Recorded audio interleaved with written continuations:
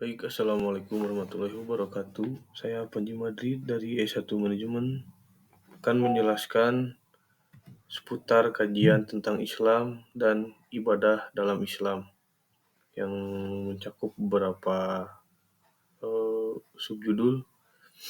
Yang pertama diantaranya ada Hakikatul Insan,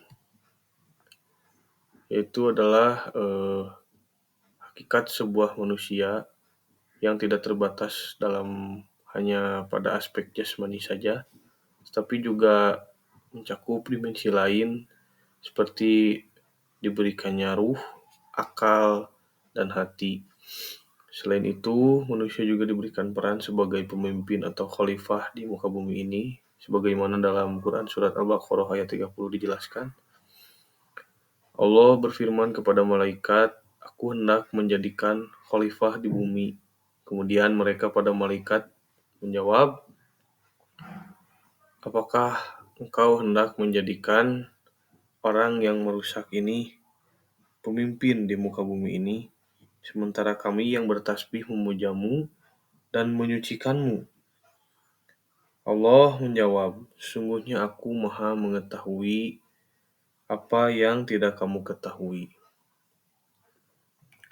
Ciri utamanya yaitu adalah memiliki kecenderungan untuk melakukan kebaikan dan keburukan. Dan yang kedua, dipercayakan untuk menjalankan ketaatan dan ibadah kepada Allah. Jadi manusia diberikan dua pilihan dalam berbuat, yang dimana mereka dibebaskan untuk melakukan kebaikan atau keburukan, dan tentunya sesuai dengan konsekuensinya. Yang kedua ada syumuliyatul ibadah, yaitu adalah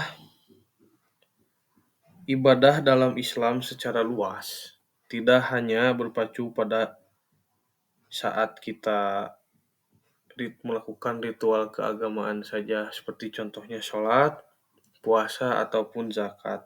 Namun seluruh aspek kehidupan diniatkan dan diibadahkan semata-mata hanya untuk Allah Subhanahu wa Ta'ala.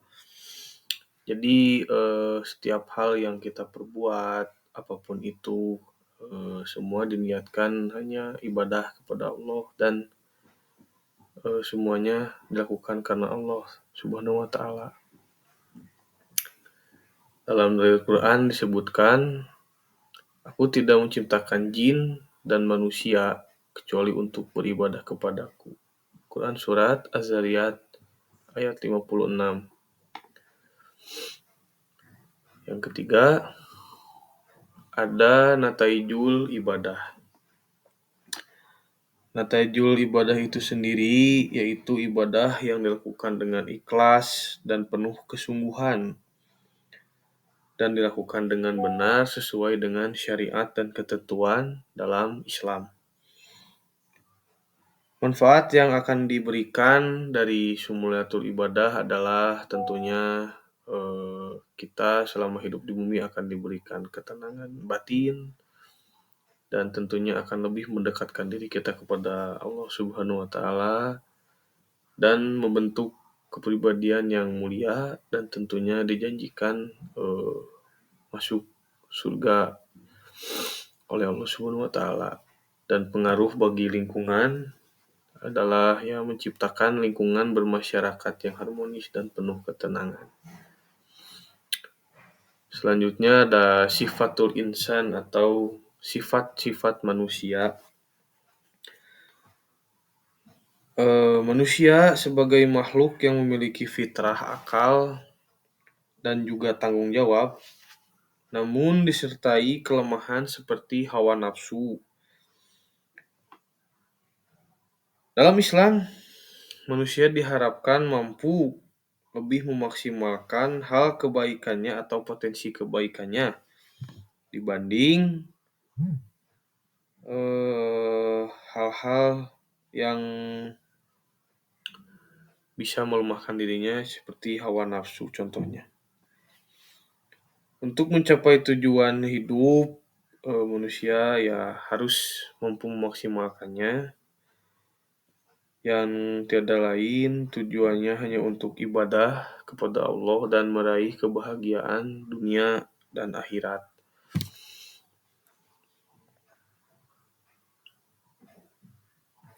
Selanjutnya ada hakikatul ibadah. Hakikatul ibadah sendiri berkaitan dengan sumuliyatul ibadah.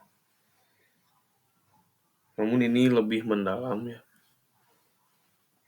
Yaitu adalah penghambaan total seorang hamba kepada Sang Pencipta, kepada Allah Subhanahu wa taala. Yang tentunya akan melibatkan niat yang sangat ikhlas, kepatuhan yang penuh, dan pelaksanaan yang sesuai dengan syariat.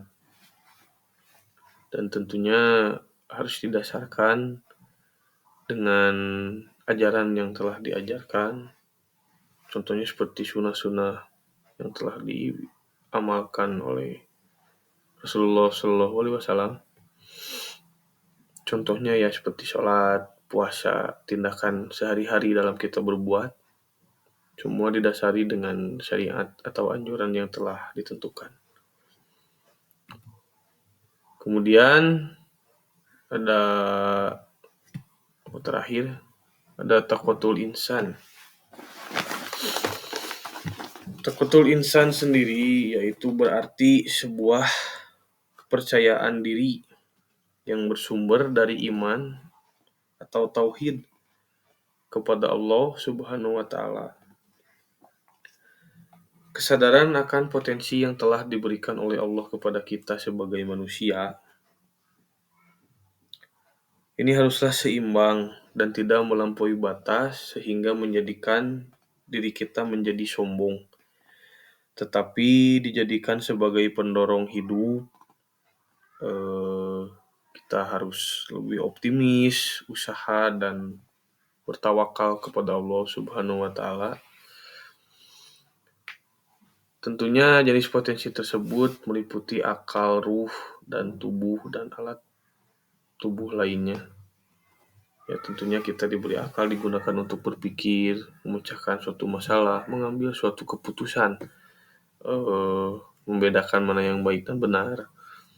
Kedua ada ruh ya sebagai wadah kita atau sumber energi kita dalam untuk menjalankan hal-hal tersebut.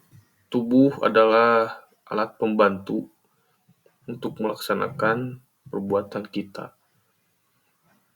Dan manfaatnya adalah untuk meningkatkan pengetahuan kita selama hidup di dunia, ya, khususnya pengetahuan agama sebagai bekal kita nanti, dan untuk meningkatkan keimanan. Kesimpulannya dari semua pembahasan tadi, manusia memiliki peran penting sebagai pemimpin dan hamba Allah. Yang kedua, ibadah yang komprehensif tentunya akan membawa kebahagiaan dunia dan akhirat. Dan kita sebagai manusia diwajibkan untuk mengendalikan hawa nafsu dan memanfaatkan potensi sebaik-baiknya. Karena itu adalah kunci untuk mencapai kesuksesan baik secara keagamaan atau spiritual yang hubungannya langsung kepada Allah Subhanahu wa taala atau sosial selama kita hidup di dunia. Baik, sekian presentasi yang saya dapat sampaikan. Mohon maaf bila ada kesalahan. Wassalamualaikum warahmatullahi wabarakatuh.